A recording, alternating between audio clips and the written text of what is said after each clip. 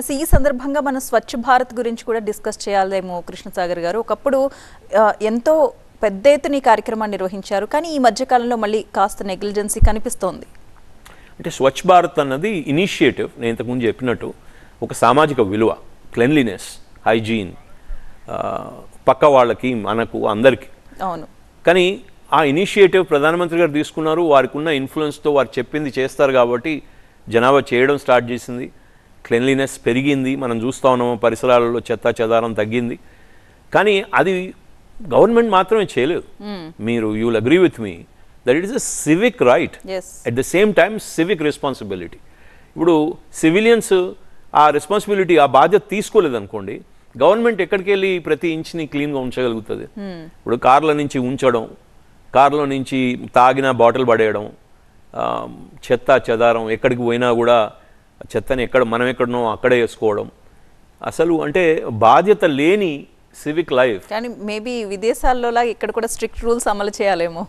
అంటే రూల్స్ ఒకటి, మీరు అన్నట్టు పెనాలిటీలు ఇవి అవి పనిష్మెంట్లు రివార్డులు ఇవ్వచ్చు, అంటే హ్యూమన్ కాండక్ట్ని అదే విధంగా కంట్రోల్ చేయబడుతుంది. సర్కస్లో జంతువులను కూడా మనం అట్లనే కంట్రోల్ చేస్తాం, క్యారెక్టరిస్టిక్ అప్రోచ్.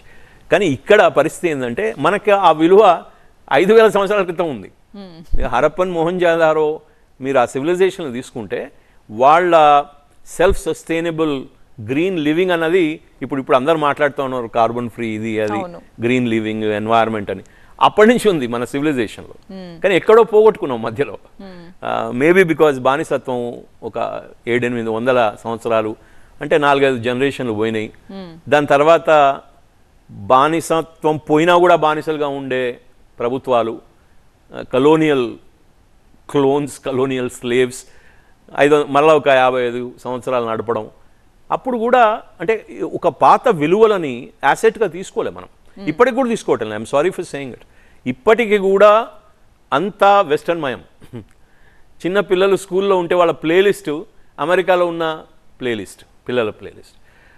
నేను అంటే చెప్తే అది ఎట్లుంటుందో కానివ్వండి, ఐసీ స్కూల్స్లో అంత ఇంగ్లీష్ మాట్లాడడం ఓకే, ఇంగ్లీష్ నేర్చుకోవడం ఓకే, ఇంగ్లీష్లో మాట్లాడడం ఓకే, యాక్సెంట్ ఎందుకు? కుక్కట్పల్లిలో స్కూల్లో పోతూ అమెరికా యాక్సెంట్ ఎందుకు? అంటే మనం we are not happy in our skin, మన ఐడెంటిటీ మనకు సరిపోవటంలే. అట్లాంటి బట్టలు వేసుకోవాలి, చిన్న చిన్న బట్టలు వేసుకోవాలి, రివీలింగ్ క్లోత్స్ వేసుకోవాలి. నేను ఏం వేసుకోవాలి నేను చెప్పటంలే, కానీ డస్ ఇట్ ఫిట్ యూ? కొంతమందికి అసలు ఫిట్టే కానీ అవి వేసుకొని తిరుగుతూ ఉంటారు, అధ్వానంగా ఉంటుంది. కానీ ఎవరు చెప్పాలి? చెప్తే రైట్స్ కొట్లాట. ఇప్పుడు ఇవి రైట్స్ గీట్స్ కంటే ఎక్కువ బాధ్యతలు ముఖ్యం కదా. ఫస్ట్ బాధ్యత అయితే ఉండాలి కదా. నా పిల్లలు చూస్తున్నారు, ఏమనుకుంటారో, నేను ఎట్లా మాట్లాడుతూ ఉన్నా, ఏ భాష మాట్లాడుతూ ఉన్నా, ఎందుకు యాక్సెంట్ ఉంది పిల్లల్లో, వాళ్ళు పొద్దున్న లేస్తే రాత్రి దాకా ఫోన్ల మీద ఎందుకు పడి ఉన్నారు?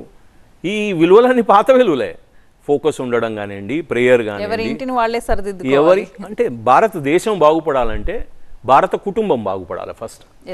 సో ప్రతి కుటుంబం ఒక డిసిప్లిన్తోని ఒక వాల్యూ బేస్డ్ లైఫ్ లీడ్ చేస్తే దేశం చాలా బాగుంటుంది. మీరు అన్నట్టు క్లెన్లీనెస్ కూడా ఆటోమేటిక్గా వచ్చేస్తుంది.